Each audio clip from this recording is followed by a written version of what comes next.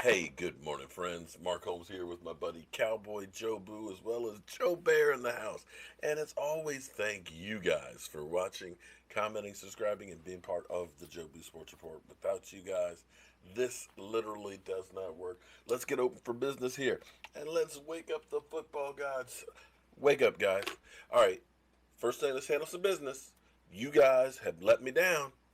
I know about 38 of you guys by Monday or Tuesday had gotten shot glasses for being channel members.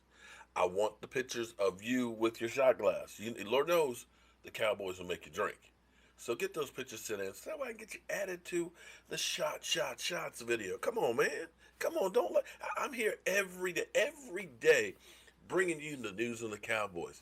All you got to do is take one picture and email it to me at cowboysmark94 at gmail. Come on, man. Don't let a brother down. All right, so I've been working. I got up early this morning and calculated on the time. I think the free agency period time has been extended to Monday at 4 o'clock. I could be wrong. It could be Sunday night at 11:59, but I don't know for sure. I got to double check. I can't find it. They say Monday, but typically everything happens at 4 o'clock Eastern. So we're assuming that that's the case. So in case you've been under a rock, the NFL is desperate to get the NFLPA to sign the CBA. So the NFLPA has extended time for voting. They're doing electronic voting. It was supposed to end tomorrow night at 11:59. They've extended it to Saturday night at 11:59, so that way they can have more talks. I think there's some arm twisting and things, and trying to convince enough players to go ahead and get the same pass. Regardless of the dissension, I think it will pass. Now, typically, the way you know if a deal is a good deal is nobody's happy. That means both sides had to give in to something. So we'll have to wait and see where this goes. But a lot of teams, contrary to popular belief, it has nothing to do with whether or not they believe in Dak Prescott or anything else. Right now, teams are waiting to see if this thing gets signed. And in a way, it's another way they're putting more pressure on the players to pass it. Because as they put it, there'll be more money for the signing, for the salary cap this year. We'll know how we can make these deals long term by whether or not we have this deal in place. If we don't have this deal in place, then we're going to have to go ahead and just cut salaries because we're looking for a lockout. So this is a way of kind of pushing the players to get what the owners really want, which is that 17 game season. Um, so we'll have to wait and see how that all works out. But we're going to have a little bit of fun this morning. We're going to be waiting, of course, because we know that Amari Cooper. It seems like Amari Cooper's deal may be closer than Dak Prescott's, but Dak's is not very far away. It would behoove, in my mind, for the Cowboys to be able to get both of those deals done ahead of time because there's a lot more things that the Cowboys will be able to do. Um, Actually, I meant to pull this up and I don't have it now. Where is it? Hold up. To give you an example, a lot of people will say, just tag Dak Prescott, that way we're not having to make a long term commitment and everything for him. A lot of people say, well, he should take $33 million and be happy. Well, there's a couple of reasons why um, you don't settle for the 33. Currently, the franchise tag is 33 million. If he ends up playing on a franchise tag for 2 years, the following year will be about 40 million. So you're looking at average of the top five salary being about 36 and a half. So unfortunately, you kind of stuck with that kind of a number. But let's say, hypothetically, I don't see it now. I'll have to pull it back up. Hypothetically, if you ended up giving Dak Prescott, just make it easy, we'll say $100 million, guaranteed. And I know you're saying, "Oh my God!" Just follow me for a second. What you could end up doing is basically Dak Prescott's hit for the first year would be, I want to say 26 million. Right now, franchise tag 33 million. The second year hit would be about 31, as opposed to a franchise tag being about 40. So franchise tagging him 2 years in a row are going to cost you about 73 million. Getting him a 4-year deal, a 3-year deal, that's 100 million guaranteed. Actually only going to cost you 31 and 26, it's 32, 42, 52. So that's $18 million more you have to spend. $18 million more you have to spend. So from that standpoint, then you're looking at saying, oh, that's money that I can play other players to have around him. Follow me on that? I know a lot of you don't. But here's the thing. There's perception and then there's reality. So many times you hear the same narratives on TV.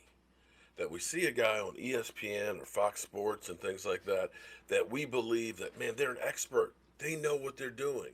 They definitely are winners. Mark Holmes, he's a bum in his basement talking about football. He ain't got no credibility. See, we have great guys that were incredible quarterbacks out there, like Dan Orlosvsky. The big-time players need to help this guy out. Roy Williams, Calvin Johnson, two of their biggest players. 3rd and 10.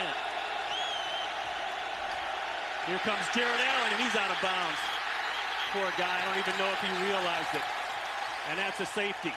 Well, so much for me calling him savvy because he had no idea where he's on the field. Tough situation, but you just can't do that. You have to realize, and you can see him, he didn't even know he was out of bounds. Tough situation for a young quarterback, but you always got to be aware, Ron, of the situation, where you are. But listen, I mean, being on the 1-yard line, having to throw it to your end zone 3 times in a row, tough spot to be in. It goes back to the drop ball by Johnson. I mean, you can't ask a guy who hasn't played much in his 4 years here, 3 years in Detroit. Wait a minute. He's played in Detroit for 4 years? Throw a better ball backed up in his own end zone against Minnesota. And the Lions have gotten behind, as you can see, early on. Wow. And now we'll find the character out. Let's find. I mean, they haven't scored in the first quarter all year. They won't going to do it here, only unless, I shouldn't say that, maybe they get a kickoff fumble and they return it, but only 18 seconds left. You wouldn't think so.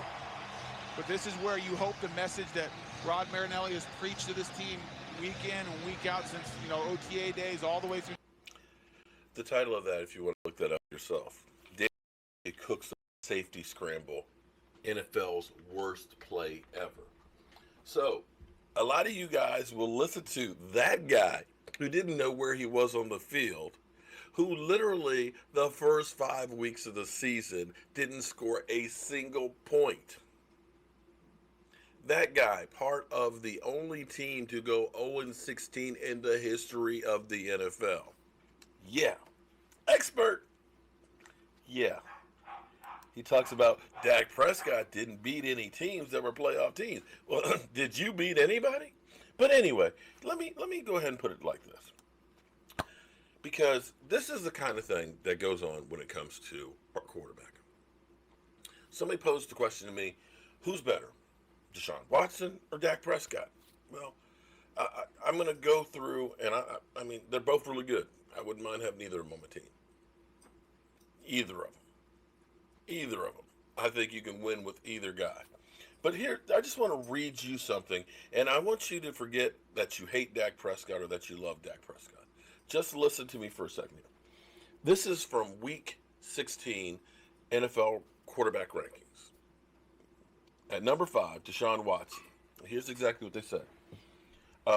They ended up winning this game against Tennessee Titans. For the second time this season, Watson failed to produce more touchdown passes or rushing than he did interceptions in a game. But he came through when it counted, starting with 2 scoring drives, which gave receiver Kenny Stills his first multi-touchdown game since Week 1 of 2018. He also connected with DeAndre Hopkins on a 35-yard sideline throw to power a touchdown drive that broke a 14-14 fourth-quarter tie, then found Hopkins for another 35-yarder while on the move on the next drive, which ended with a field goal that gave Houston its ultimate majority of victory. Watson might be slightly overshadowed at this point in the season by the luminaries above him, but he's firmly established himself as a top-tier quarterback in 2019, on the verge of securing the Texans a second AFC South title and becoming the first quarterback in the history to finish the first 3 seasons with a passer rating of 100 or better. Okay. The following week, they played against Tampa Bay. Let me read this, what they said about him.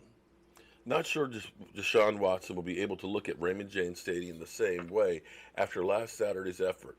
The site of ex-Clemson's quarterback's most iconic football performance is now also the scene of his least. Watson was off from the start against the Bucs, going 0 for 3, failing to convert even a cheap jet sweep push pass on the Texans' opening drive, which started on Tampa Bay's 24 thanks to a second consecutive Jameis Winston interception. The Bucs seemed so dismayed with Watson's early struggles that they gave up a blocked field goal, another interception, and a fumble. That's 4 in the first half, four first half turnovers by the Bucs, 4, including one that was a pick six. On 3 of the next 4 possessions, seemingly as a gesture of support for the Texans' young passer, but Houston's offense turned on all those extra opportunities and just got 10 points. So you got 4 takeaways, including one that was a pick six. So you got 3 other takeaways, and you only got a field goal. Whether it was due to the heel injury he sustained during the game, the loss of deep threat Will Fuller, or Ben O'Brien disoriented play calling,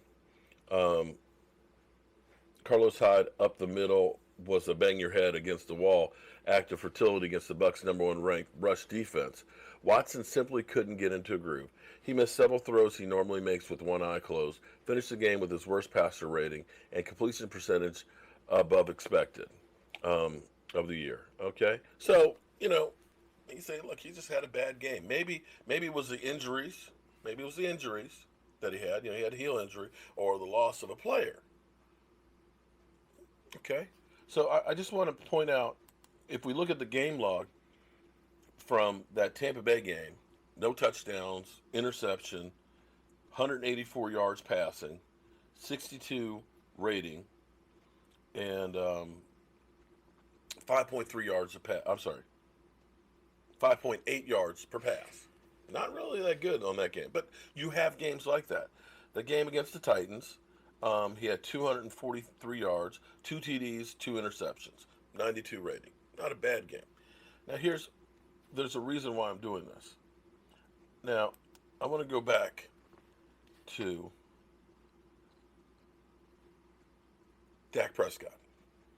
The Dallas Cowboys blow out the Rams that same week as the Titans played Tennessee. The Rams, who had been on a hot streak and were in a position, if they could beat the Cowboys, to be getting a playoff spot. We're talking about a team that was in the Super Bowl the year before. Okay. So the Cowboys blow them out. First 3 possessions of the Cowboys, they get the ball on the 13-yard line. They make it to about midfield. Stop. Second possession, they get the ball on the 10-yard line, drive all the way down the field, get a touchdown. Third possession, they get the ball on the 3-yard line, drive 97 yards for a touchdown. Not bad. 2 touchdown passes, no interceptions.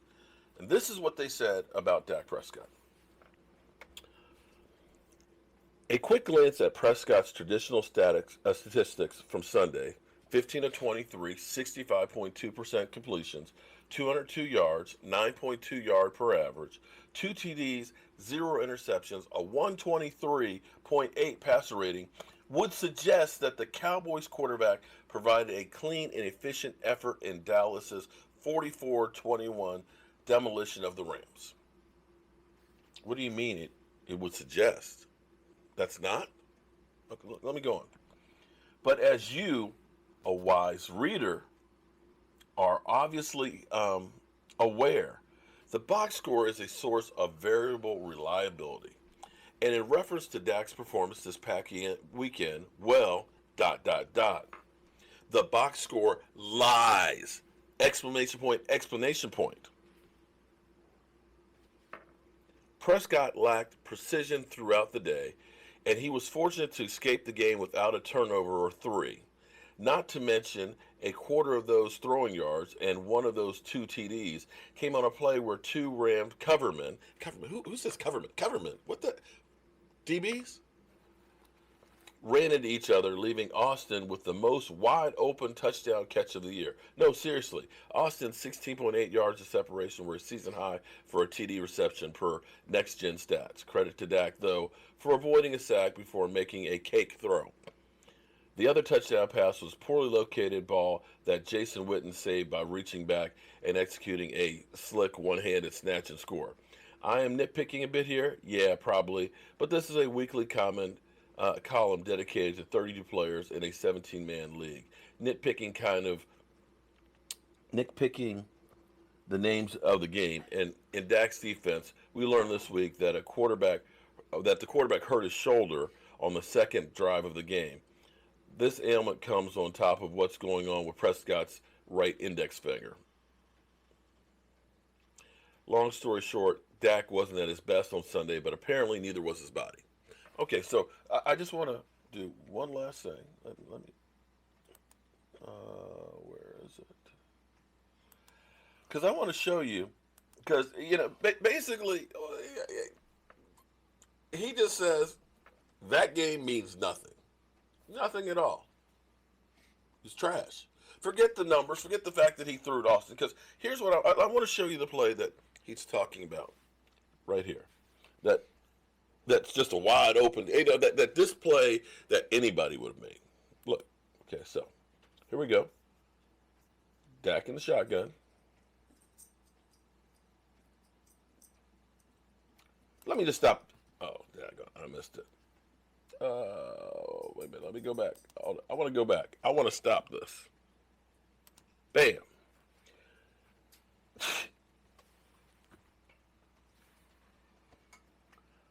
To me, that looks like the defensive end's got him dead to rights. Dak Prescott, from the time he got the ball, he's seeing this guy in his face. He's got this guy. So he's not looking over here. He's not scanning the field. It's just right now, we got nobody. And let's back it up again. Back it up again. Hold it. Okay? This guy, Jason Witten, by the way, I don't mean to throw Jason Witten under the bus, but Jason Witten keeps his eyes. This is Jason Witten's guy. Jason Witten keeps his eyes down in here, does not even see him, doesn't even look out that way, doesn't even touch anybody. Watch. Jason Witten is down in here. But look at this. Free rush. Dak is faking to Zeke in the play action, and he sees this guy beating down on him. So from the time he's got the ball, his eyes are completely focused on this side of the field with a guy who is coming to tattoo his name on his chest. Bam. Dak gets away from it, puts his hand on him. Still, he's looking at the sidelines over here. Has the wherewithal to know where his receiver's supposed to be. And again, I know he's wide open, but a lot of times the guy would have been sacked. Am I wrong on that? So because the receiver was wide open, that don't count. That don't count. Even though, let's take a look at it one more time. Free rusher, his eyes don't come on that side of the field until he is actually throwing the football. Now, I get you. Those two guys run at each other. But come on, man. They literally just killed my quarterback. Even though you got to look at that and say, that's a win. That's a blowout. 44-21. Oh, no, he sucks. And that's where I just ask you to understand that there seems to be a narrative on guys who were has-beens or never were's that just hate Dak Prescott. And you're going to take the word of somebody who runs out of bounds out the back of the end zone and think that that guy's an expert? Come on, friends. All right, I got to get up out of here. I've been here talking a little bit too long. I don't want to take up too much time on YouTube. I'll see you guys down the road.